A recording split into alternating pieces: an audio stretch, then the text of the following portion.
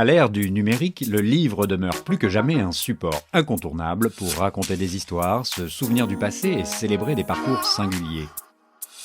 Le livre Flagrant délit en est une bonne illustration.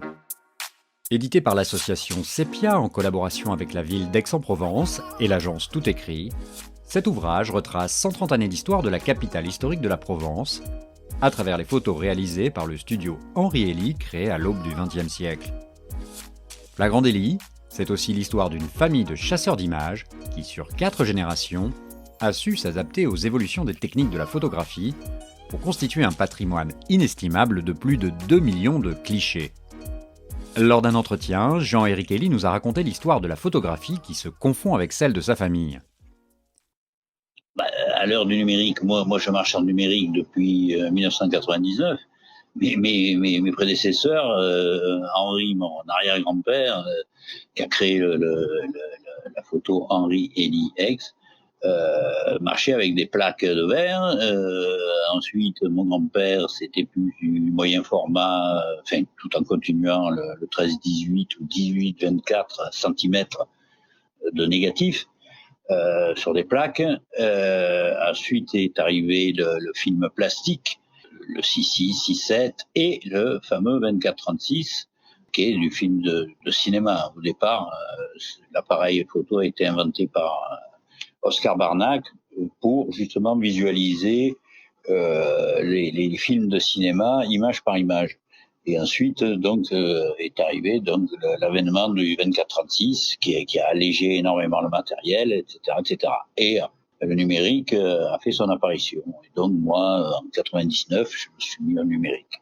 Et donc dans ce livre, vous allez trouver des photos tirées à partir de plaques de verre, de clichés plastiques et des images tirées à partir de fichiers numériques.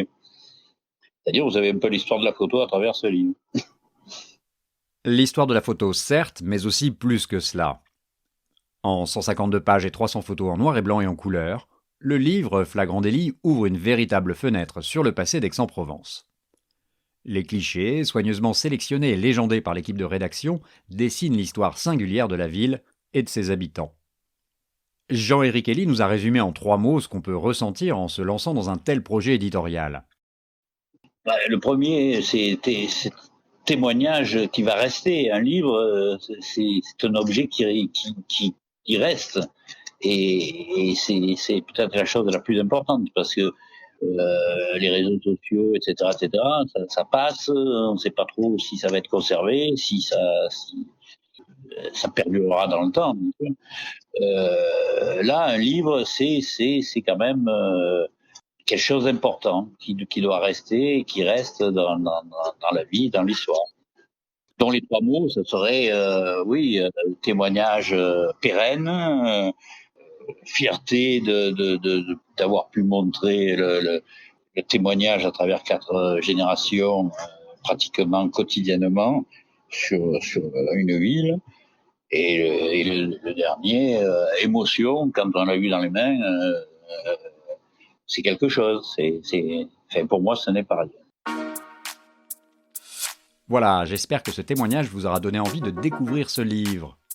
Vous pouvez le commander sur internet sur le site de l'association Sepia.